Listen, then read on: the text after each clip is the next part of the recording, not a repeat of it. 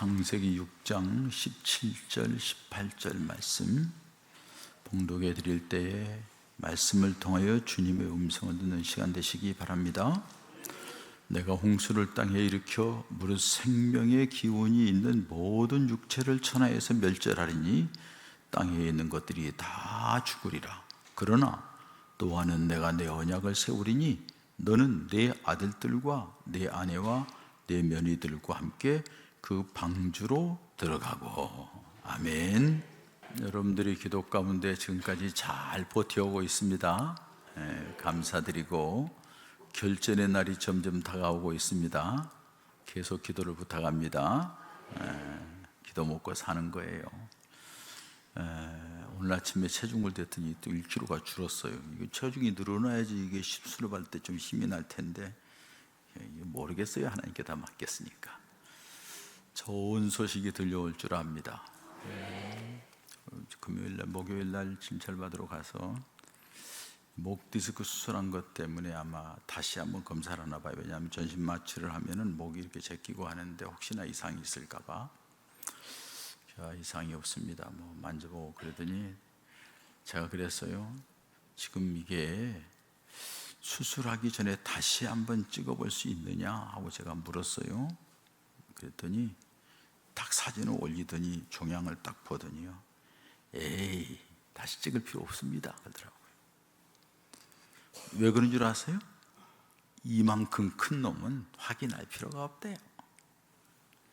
그래서 내가 그 소리를 딱 듣고, 의사는 그렇게 얘기하는데 하나님은 어떻게 하는가 보자, 그런 생각이 들었어요. 그래서 지금 같이 우리 친구들도 다 기도하고 있어서 감사하고요, 여러분들에게 감사를 드립니다. 6월 첫 주일입니다. 전반기를 마무리하는 마지막 주간이기도 하고 여름에 들어가는 초입이기도 합니다. 여러분들 한번 생각해 볼까요? 여러분들이 살아가면서 가장 내 인생에서 안정적인 삶을 살 수 있다고 생각하는 것은 무엇이 있으면 되겠어요? 목사님이 뇌종양이라 하니까는, 뇌암이라 하니까는 건강히 있으면 되지. 또 지금 그러죠. 나가면은 뭐니 해도 이게 있어야 되지. 그렇지 않아요?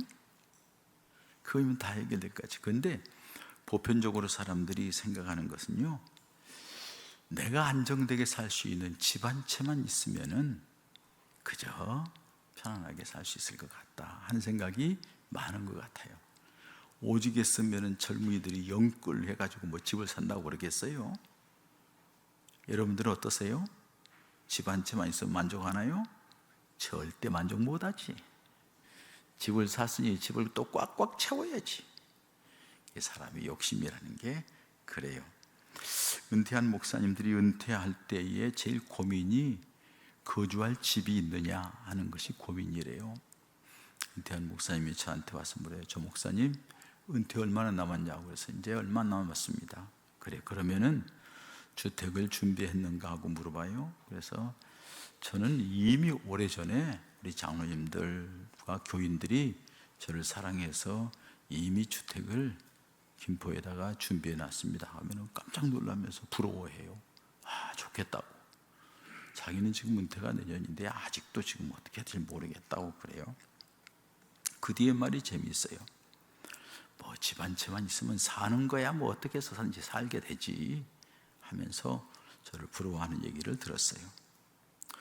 여러분들 어떻게 생각하세요? 집 한 채만 있으면 괜찮겠어요? 대답 안 하지. 왜? 이미 집이 있으니까. 집 없는 사람은 집 한 채라도 있었으면 좋겠다 하는 생각을 대부분 가지고, 이만큼 안정되게 거처하는 주거지가 있다는 것은 참 우리가 살아가면서 중요한 거라고 생각해요. 사람들은 거기에 다 관심을 가지고 있어요. 그런데 우리 하나님께서 우리에게 뭐라 하냐면요, 야, 너희들이 이 세상 뭘 가져도 너희들이 이 세상에 나그네야. 너희들은 이 세상에 살아가는 동안에 거류민이야, 외국인이라는 얘기죠.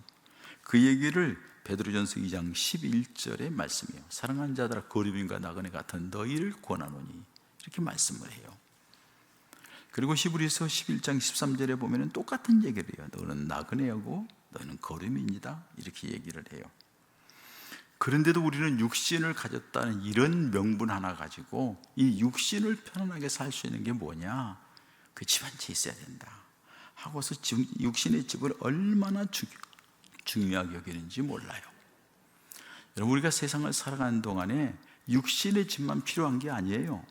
육신의 집은 잠깐 있다가 놓고 가는 거예요. 아무리 화려하고 아무리 큰 집에 살아도 때가 되면은 다 놓고 가는 게 우리 인생이에요.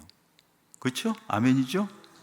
그러니까는 그런데도 그것 좀 몇 년 더 살아보려고 몸부림치는 걸 볼 수 있어요. 그러나 우리에게는 더 중요한 것이 있어요. 영혼의 안식처인 교회라는 집이 있다는 거예요. 하나님의 나라의 집에 가기 전에 먼저 우리가 지어야 할 집이 있는데 이 집을 잘 지어야만 하나님 나라에 들어갈 수가 있다는 거예요. 이 세상에서 천국의 소망을 가지고 영적으로 안식을 얻게 하며 하나님과의 관계를 깊이 갖게 하면서 은혜 속의 기쁨과 감사함으로 인생을 살아가게 하는 그 자리가 어디냐? 하나님의 교회라는 거예요. 에이, 뭘 교회가 그래? 뭐 교회 왔다 갔다 해, 뭐 그러는 거지. 아니요. 하나님의 교회가 그런 자리예요. 그래서 교회를 잘 짓는다는 것은 무슨 말이냐? 교회에서 믿음 생활을 잘하고 바르게 살아가는 것, 그게 바로 우리들이 가져야 될 신앙의 자세라는 거예요. 교회 안에 구원이 있어요. 그렇기 때문에 교회 중심으로 사는 것이 매우 중요하다는 사실을 우리에게 말씀해 주고 있어요. 지금 예수님께서 오셔서 제일 먼저 집을 짓는다는 것이 교회를 짓게 하겠다. 베드로의 신앙 고백을 듣고 다음 주에 또 이제 창립주의니까 말씀을 전하고요. 또 한 가지가 있는데 우리 마음의 성전이에요. 마음의 성전, 눈에 보이지는 않아요. 그러나 마음의 성전을 지어야 온전한 믿음의 사람이 되는 거예요. 고린도서에 보면은 너희 몸은 하나님이 성령이 거하시는 거룩한 하나님의 전인 줄을 알지 못하느냐 하고 말씀하셔요. 우리 마음이 하나님의 성령이 거하는 거룩한 하나님의 전이라는 거예요. 마음의 성전이 성령이 거하고 예수님이 거하지 않는 사람은 육신이 머무는 이 교회에 대해서 별로 관심이 없어요. 그 믿음이 없기 때문에 교회에 와서 별로 관심이 없어요. 그러나 마음의 성전이 지어진 사람들, 주님으로부터 구원의 기쁨과 감격을 안고 예수님이 내 안에 좌정하시고 성령이 내 안에 있는 사람은 이 주님의 몸인 교회가 굉장히 중요한 것이라는 거예요. 마음의 성전을 잘 지어야 될 줄 믿습니다. 세월이 많이 들고 힘들고 어려운 가운데서도 마음의 성전을 하나님과의 관계 속에서 잘 지은 사람이 있는데 아브라함이에요. 그래서 가는 곳마다 제사를 드려요. 다윗이에요. 어디를 가든지 하나님을 생각해요. 그렇기 때문에 하나님이 그에게 은혜를 주시는 거죠. 뿐만 아니라 우리가 들어갈 영원한 천국이 있다는 거예요. 영원히 사는 집. 요한계시록 21장에 보면은 육신으로 지은 집이 무너지면 손으로 짓지 아니하고 사람이 짓지 않은 하나님이 친히 지으신 새 예루살렘과 새 하늘과 새 땅이 있다는 거예요. 하나님이 그 땅을 우리를 위하여 준비하겠다는 거예요. 그 땅은 눈물이 없고 고통이 없고 아픔이 없고 죽음이 없고, 하나님은 나의 하나님이 되고 나는 하나님의 자백성이 되고 하나님과 함께 하시면서 하나님이 위로해 주시고 함께 기뻐하며 찬송하며 생명수강이 흐르는 그 영광스러운 하나님 나라가 있다는 거예요. 사랑하는 여러분, 우리들이 최종 목적지는 천국인 줄 믿습니다. 하나님 나라를 향하여 나아가는 거예요. 근데 사람들이 어리석게도 육신의 집, 세상 것에 지고 있다가 영원한 하나님 나라를 놓치는 사람들이 너무나도 많다는 거예요. 여러분, 한 주간 동안 어떻게 살아왔는지 한번 생각해 보세요. 예수님께서 세상을 떠나기 전에 제자들에게 말씀합니다. 요한복음 14장 1절에서 3절에 너희는 마음에 근심하지 말라. 하나님을 믿으니 또 나를 믿으라. 내 아버지 집에 거할 것이 많도다. 그렇지 않으면 너희에게 일렀으리라. 내가 너희를 위하여 거처를 예비하러 가노니 가서 너희를 위하여 거처를 예비하면 내가 다시 와서 너희를 내게로 영접하여 나 있는 곳에 너희도 있게 하리라. 이렇게 말씀해요. 주님이 하나님 나라에서 우리를 위하여 지금 이 순간에는 우리를 기도하고 계세요. 로마서에 있는 말씀대로. 그리고 주님이 우리를 위하여 초소를 짓고 계세요. 무엇으로 초소를 지을까요? 이 땅에서 여러분들이 믿음을 보고, 이 땅에서 여러분들이 기도를 듣고, 이 땅에서 여러분들이 봉사와 헌신과 희생하는 모습을 보고 하나님의 그걸 제물 삼아서 예물 드리는 그 예물로 하나님의 성전을, 하나님의 집을 하나님 나라에 짓고 있는 거예요. 때가 되면 우리를 그 나라로 이끌어 가시겠다고 말씀하시는 거예요. 그렇기 때문에 사랑하는 여러분, 이 네 가지 집은 우리가 살아가는 동안에 반드시 지어야 될 집이고 우리가 소망하며 살아가야 될 집들입니다. 그 중에서도 반드시 지어야 할 집이 있는데 하나님 나라입니다. 하나님 나라에 가는 것은 우리가 믿음으로 가는데 준비하고 있는데, 그 나라에 가기 위해서 우리가 반드시 들어가야 될 것이 있는데 구원의 방주에 올라타야 되는 거예요. 그래서 오늘 설교 제목을 방주에 들어간 사람들로 정했습니다. 오늘 본문의 배경을 보면은 하나님께서 이 세상을 만드셨어요. 첫째 날, 둘째 날, 셋째 날, 넷째 날, 다섯째 날 만드시고 보시기에 좋았더라, 좋았더라, 좋았더라 하셨어요. 그리고 마지막 날에는 다 땅에 있는 것을 만드시고 마지막에 하나님의 형상과 하나님의 모양을 따라서 사람을 만들었어요. 흙으로 사람을 만들고 그 코에 생기를 불어넣어서 그래서 생명이 되었어. 아담을 만드셨어요. 하나님의 보시기에 너무 좋았다고 그랬어요. 아담이 홀로 독초하는 것이 보기 안 좋아서 하나님께서 아담을 깊이 잠들게 하고 갈배를 뽑아서 흙으로 지으시고 다시 생기를 불어넣어서 여자를 만들었어요. 하와를 만들었죠. 아담이 잠에서 깨서 보니까는 예쁜 여인이 있거든요. 이는 내 뼈 중에 뼈요 살 중에 살이었다. 막 좋아서 어쩔 줄은 모르는 거예요. 얼마나 잘생겼을까요? 세계에서 유일한 여자, 유일한 미인이에요. 왜? 하나밖에 없기 때문에. 비교가 안 되는 거예요. 그러니까 너무너무 좋아하는 거죠. 근데 여러분, 둘이 그렇게 살아간 동안에 사단의 유혹을 받아요. 그래서 하나님 앞에 범죄하게 되죠. 범죄한 결과는 마음의 불안, 갈등, 에덴에서 쫓겨나는 고통, 그리고 자식들끼리 죽이고 축구하는 살인사건, 살아가는 동안에 엉겅퀴와 그 가시덤불 속에서 먹고 살아야 하는 그 노동의 힘듦, 범죄 한 번 한 것으로 인하여서 엄청난 것을 잃어버리는 결과를 가져오게 되는 거예요. 그리고 그때부터 사람들은 하나님보다는 육신의 욕망을 따라가는 사람들이 되어버리고 말았어요. 그것을 오늘 본문 다 읽지 않았습니다만 6장 2절에 이렇게 말씀해요. 같이 볼까요? 하나님의 아들들이 사람의 딸들이 아름다움을 보고 자기들이 좋아하는 모든 여자를 아내로 삼는지라.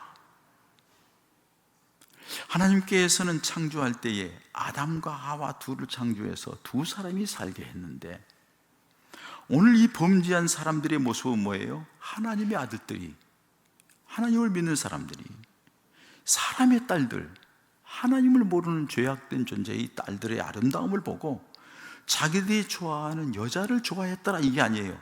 자기를 좋아하는 뭐예요? 모든 여자들을 아내로 삼았다. 이렇게 모든 여자를, 이 여자 저 여자 자기 마음에 들면은 다 아내로 삼고 살아가는 죄악된 존재가 되었다는 거예요. 여러분, 지난 주간 엊그제 세기의 이혼 재판이 있었어요. 뉴스 다 들어서 아시죠? SK 최태원 회장과 노태우 대통령하고 결탁해가지고 SK를 키워줬잖아요. 나쁜 놈이죠. 그래서 키워줘가지고는 SK가 재벌 2위가 되게끔 만들어놨어요. 그걸 어떻게 했냐?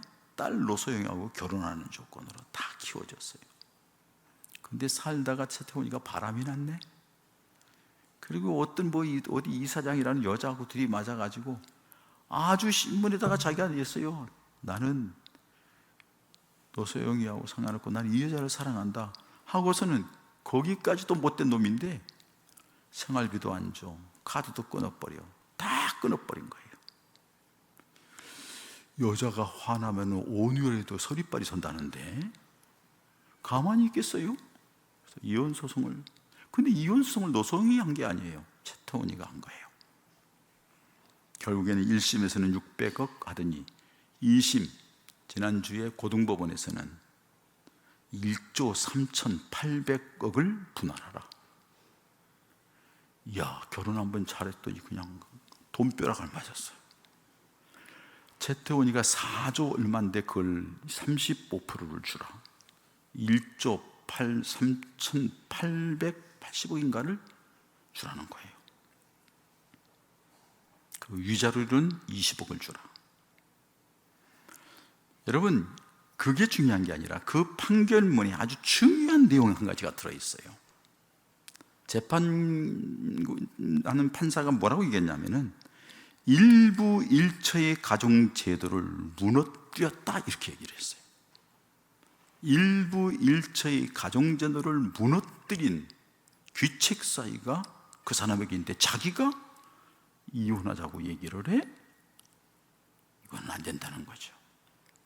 하나님이 세우신 일부 일처의 가정제도를 파괴하고 엉뚱한 짓거리 하면서 엉뚱한 살림 차리는 것, 하나님께서 기뻐하지 않는다는 것을 말씀해 주는 거예요.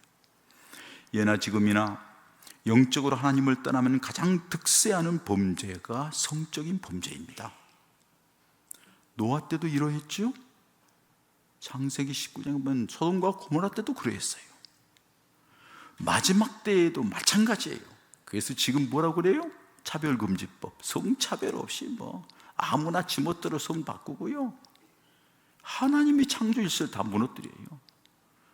그리고 멋대로 살아가는 거예요. 동성애하고 멋대로 살아가는 거예요. 하나님이 오면 이 범죄라고 하는데도 목사들도 정신 못 차리고 인권 운운에 웃기고 있어. 인권이 뭐예요? 하나님 신권이 중요한 거죠. 하나님이 세상을 창조하는 것이 하나님의 법이 중요한 것이지 무슨 인권 운운하면서 얘기해요. 그 사람들은 병자들입니다. 성소수자들은 성적으로 뭔가 정체성이 잘못된 환자들입니다. 그 사람을 무시하거나 멸시해서는 안 됩니다. 불쌍히 여겨야 돼요. 고쳐줘야 돼요. 바른 삶을 살게 해줘야 돼요. 정죄해서는 안 되는 거예요. 불쌍한 일이죠. 그러나 그렇다고 해서 그걸 인정한다? 이건 하나님 앞에 범죄예요. 잘못된 겁니다. 가정을 무너뜨리고 간통하면서 산다는 것을 법원에서도 책망하는 것을 볼 수가 있습니다. 여러분, 이렇게 사람의 죄가 세상에 가득하고 마음으로 생각하는 모든 계획이 항상 악한 뿔을 보시고 하나님이 사람을 지으시며 한탄하고 진노하사 창조한 사람을 지면서 쓸어버리겠다고 창세기 6장 5절 6절에 하나님이 계획을 하십니다. 그런데 그 가운데서도 그런 죄악이 난무하고 그런 어두운 가운데서도 믿음을 지키고 하나님 중심으로 거룩한 모습으로 살아간 사람이 있었습니다. 그 이름이 오늘 본문에 나오는 노아라는 사람입니다. 하나님은 그 노아를 통하여서 하나님이 추구한 새로운 세상, 하나님의 영광을 위한 새로운 세상을 만들기를 원하셨습니다. 그리고 노아에게 방주를 만들려고 합니다. 120년 동안 방주를 만들려고 합니다. 산에서 방주를 만든다는 것, 물론 이 방주 태바라고 하는 것은 배 모양이 아닙니다. 네모 상자입니다. 방주를 어떻든 그 네모 상자를 만들라는 거죠. 산에서 그걸 만든다는 것도 쉽지 않은 일이지 않겠어요? 그런데 얼마 동안? 120년 동안. 얼마나 힘들고 어려운 일이었겠어요. 자신에게도 갈등이고 고통이었고 주변 가족들도 고통이었고 주변 사람들은 얼마나 조소와 멸시가 있었겠어요. 그럼에도 불구하고 그는 120년 동안 하나님 앞 말씀하신 대로 방주를 짓습니다. 왜 짓습니까? 하나님으로부터 들은 말씀이 분명했기 때문입니다. 하나님이 분명히 말씀했기 때문에 그 말씀을 거기가 하나님이 야, 재료는 고페르나무로 해. 크기는 어떻게 해? 넓이는 어떻게 해? 높이는 3층으로 하고 창문은 여기다 내고 이 설계도까지 주시면서 지으라고 하는 거예요. 꼼짝 못하고 짓는 거죠. 또 한 가지 있어요. 지을 수밖에 없는 이유 뭐예요? 살기 위해서 짓는 거예요. 살기 위해서. 안 지으면 죽으니까, 안 지으면 물속에 수장돼서 망하니까, 하나님이 말씀하셨으니까 살기 위해서 지었다는 거예요. 여러분, 오늘 이 시대에도 노아 시대를 보는 것과 같습니다. 사람들이 생각하는 것이 약합니다. 상상할 수 없는 일이 우리 주변에 일어나고 있습니다. 이 죄악된 세상을 보면서 우리 자신이 믿음을 지킨다는 게 얼마나 힘들고 어려운지 모릅니다. 그럼에도 불구하고 우리는 믿음을 지켜야만 합니다. 왜요? 살기 위해서. 왜요? 하나님이 그렇게 엄하게 말씀하셨기 때문에 지켜야만 한다는 거예요. 그리고 우리는 이 시대에도 여전히 믿음의 방주로 들어가야 될 줄 믿습니다. 그럼 믿음의 방주가 뭐냐 이거예요. 믿음의 방주는 뭐예요? 예수 그리스도입니다. 믿음의 방주는 예수 그리스도입니다. 구원 얻고 생명 얻고 영생을 얻는 길은 오직 예수 그리스도밖에 없습니다. 예수님이 내가 곧 길이요 진리요 생명이니 나로 말미암지 않고는 아버지께로 갈 자가 없느니라 말씀하셨습니다. 사도행전 4장 12절에도 다른 이로서는 구원을 받을 수 없나니 천하 사람 중에 구원받을 만한 다른 이름을 우리에게 주신 일이 없으니라고 말씀했어요. 예수만이 생명입니다. 예수만이 구원입니다. 예수만이 우리를 하나님 나라로 이끌어갈 능력의 방주입니다. 할렐루야. 또 하나의 방주가 뭐예요? 교회입니다. 여러분들 교회를 우습게 여기지 마세요.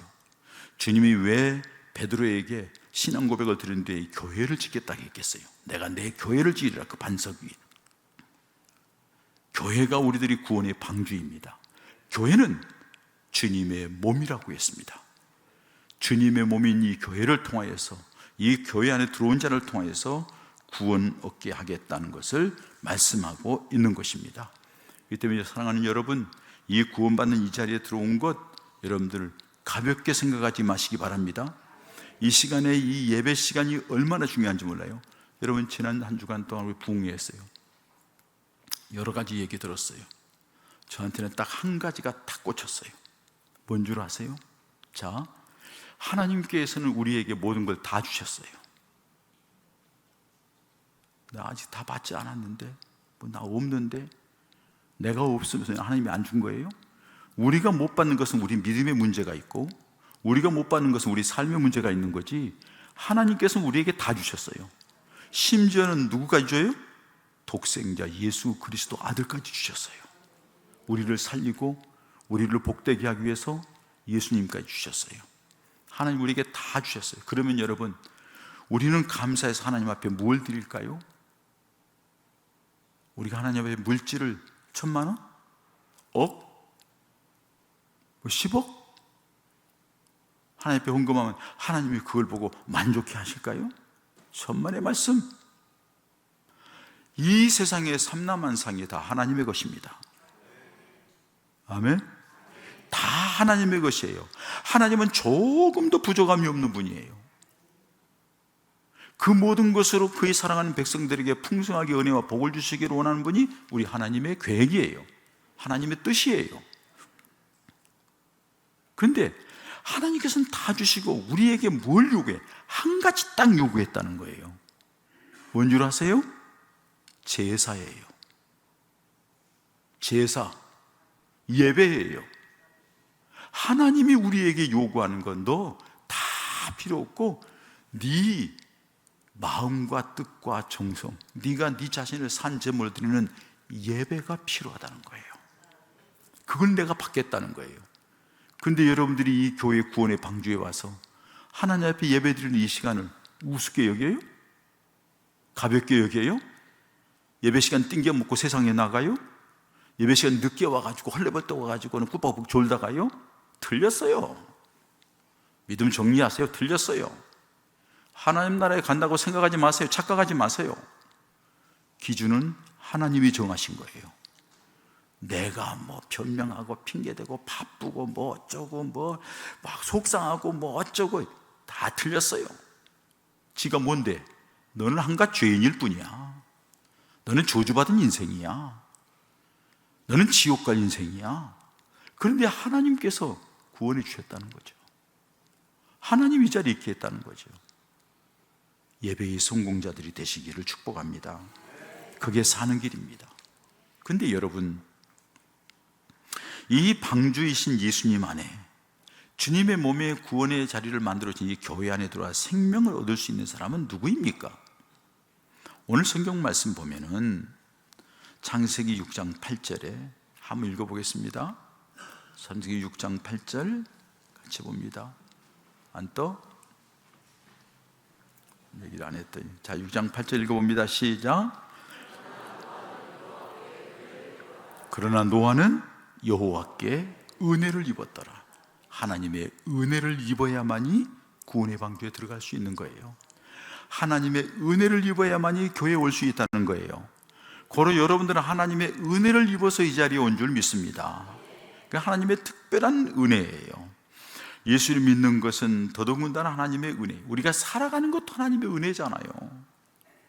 성경민 목사님이 찬양 부르는 거 있잖아요. 모든 것이 하나님의 은혜라고. 우연인 줄 알았고 당연한 줄 알았고 그게 그냥 세상에 그냥 그렇게 되는 줄 알았는데 그게 아니라 다 은혜라는 거예요. 제가 지난 목요일 날 수술을 위하여서 마지막 검진하러 들어갔어요. 길병원에. 신장내과를 마지막에 갔어요. 제 회진 교수입니다. 그 교수님의 간증을 제가 들었어요. 저는 그걸 나누기를 원해요. 그 교수님이 저한테 얘기한 그거예요. 목사님의 질병과 나하고는 아무 상관이 없다는 거예요. 단순히 내가 그날 당직이고 회진하는 의사였기 때문에 목사님이 입원해서 나하고 만난 것뿐이래요. 그런데 목사님이 증세를 어떻습니까? 얘기하는데 꾀병 부리는 것 같대요. 무슨 코에서 냄새가 난다 하고 막 칼로 여기를 긋는다 하고 막 코에 내서 밥을 먹으려고 하면은 더 막 그래도 먹어야 살지 뭐나 오바이트를 한다 하고 막 온몸이 그냥 막 찌뿌다고 막 기지개를 켜고 막 이게 온몸이 막 눈도 막 글씨가 뻘떡했다고 하고 막 이게 뭐죠? 근데 이 의사가 생각할 때는 그런 증상이 나타날 수가 없다는 거예요. 사람이. 이 할아버지가 나한테 거짓말하고 있다 이거 꾀병이다 이거 뭐 그래가지고 병원에 와서 있다가 하려고 이거 희한하다 그랬대요. 근데 그날 밤에 제가 주님과 깊은 교제가 있었잖아요. 그 다음날 새벽 시간에 이분이 교회에 가서 새벽 기도를 간대요. 보니까 믿는 분이에요. 권사님인지 기도하면서 그랬대요. 하나님, 전 목사님이 나하고 연결됐습니다.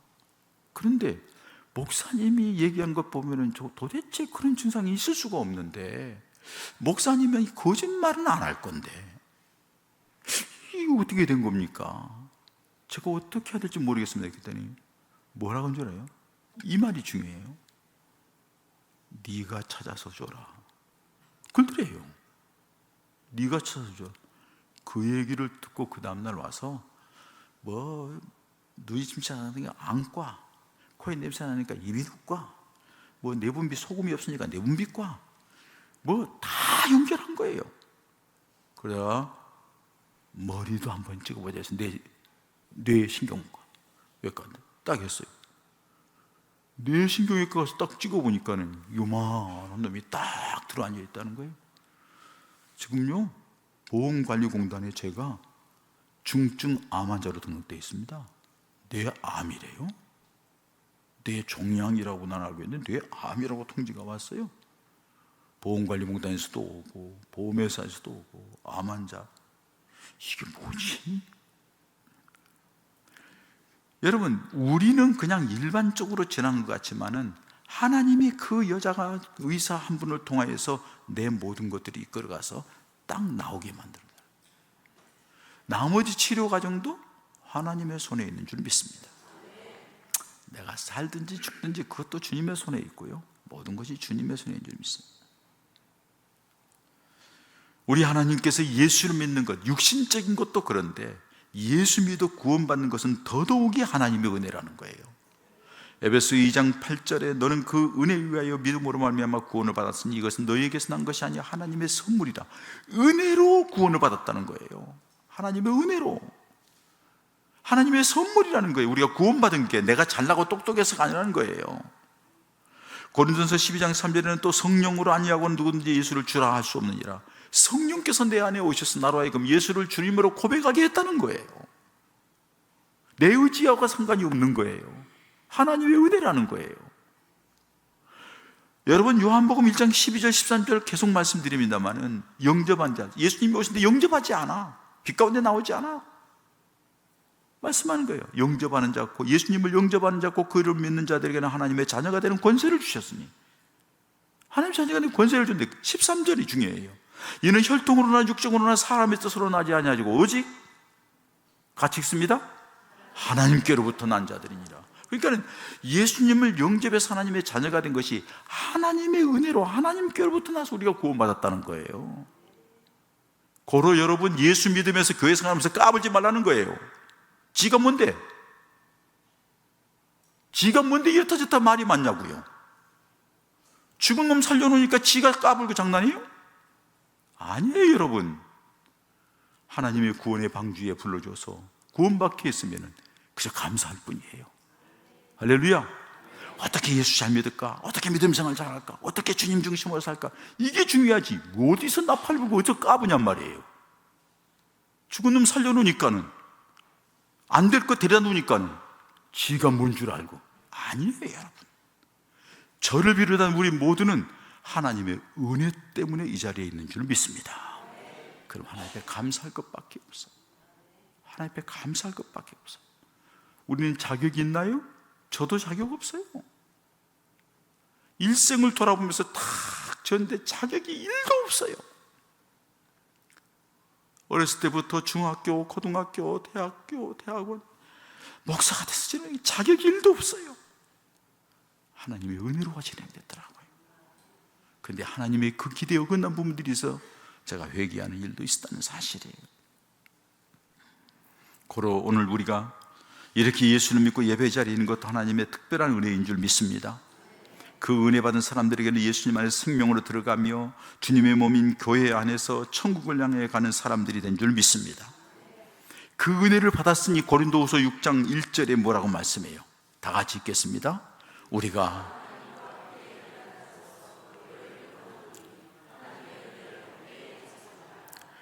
하나님과 함께 일하는 자로서 너희를 권하노니, 하나님의 은혜를 어떻게 하라고요? 헛되이 받지 말라. 가볍게 여기지 말라는 거예요. 구원받은 거 우습게 여기지 말라는 거예요.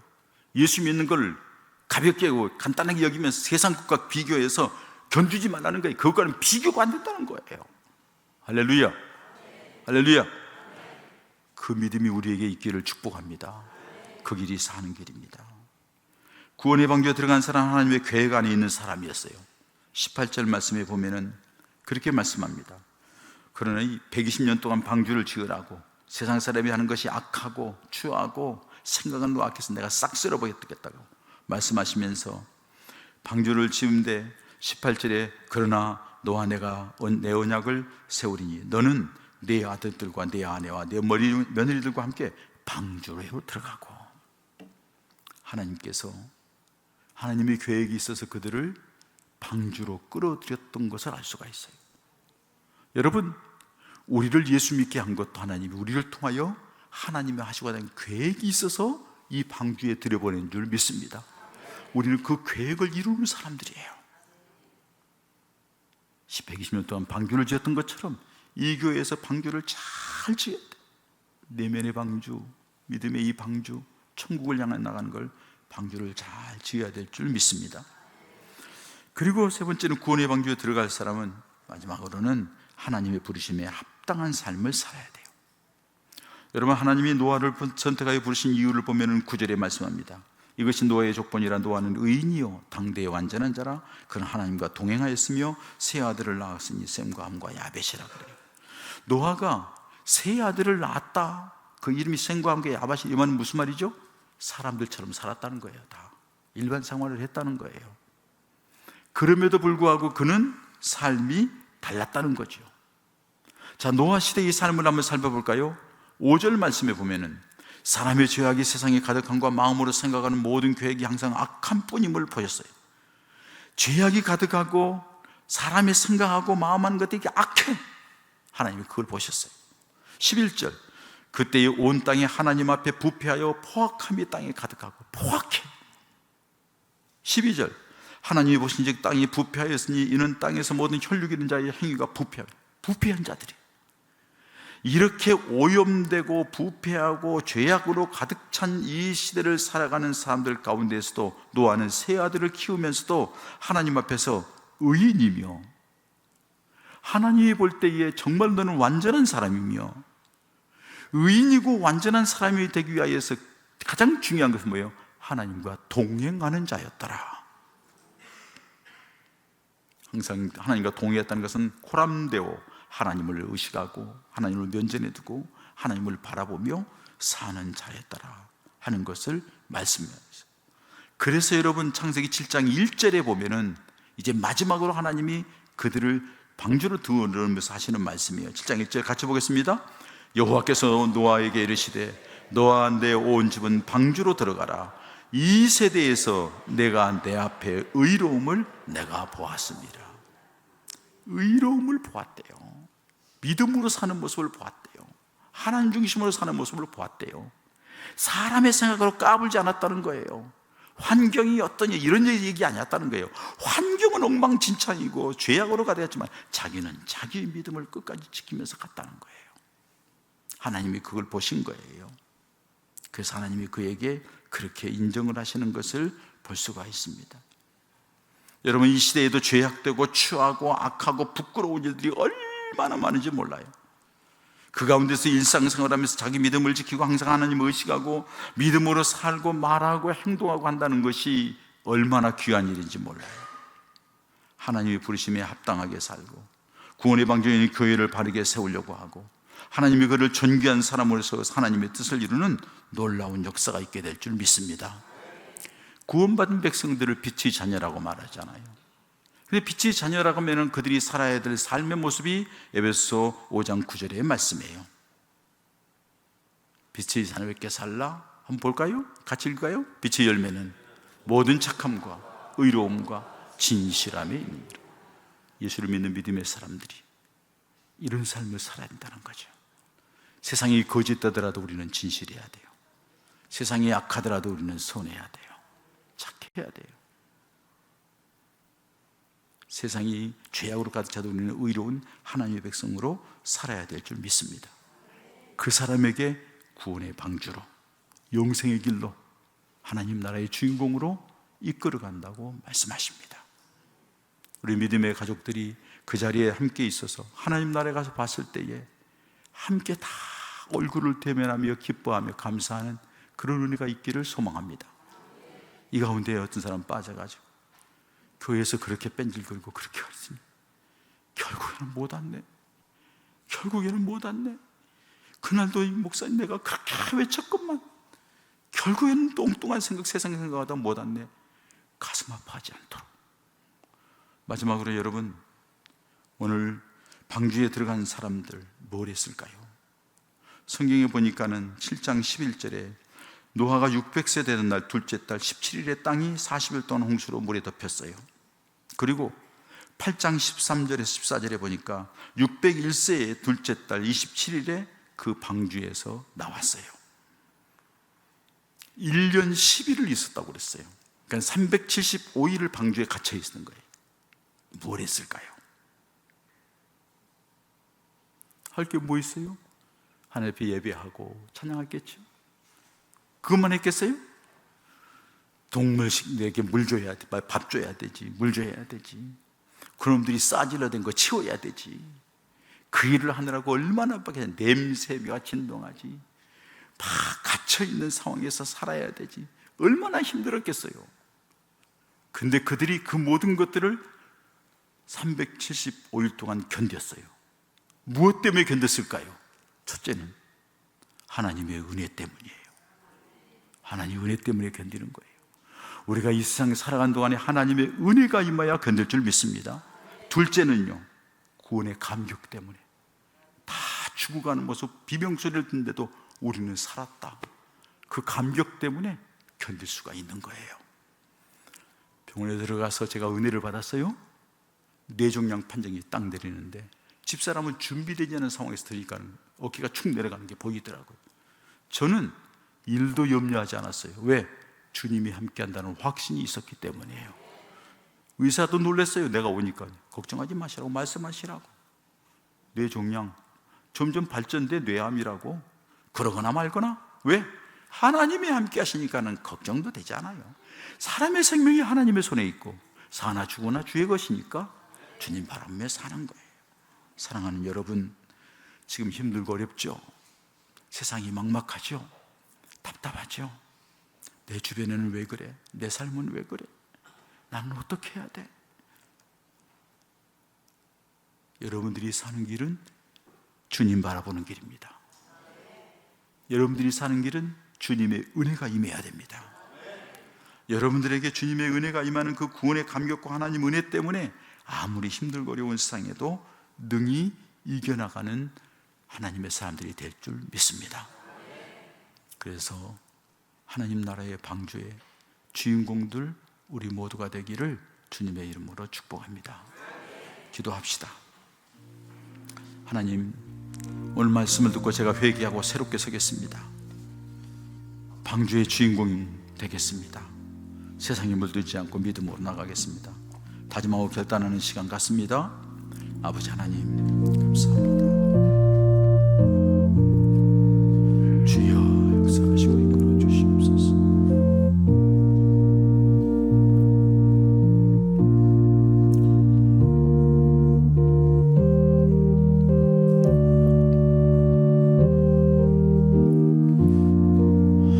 아버지 하나님, 참 부족하고 연약하고 죄악된 우리들, 오늘 말씀 듣고 보니 우리들이 지금 무엇을 위하여 살아가는지, 어디를 향하여 가고 있는지, 초점도 잃어버리고 방향도 잃어버리고 육신의 노예, 세상의 노예가 되어서 희재 리방하며 살아가는 안타까운 모습을 봅니다.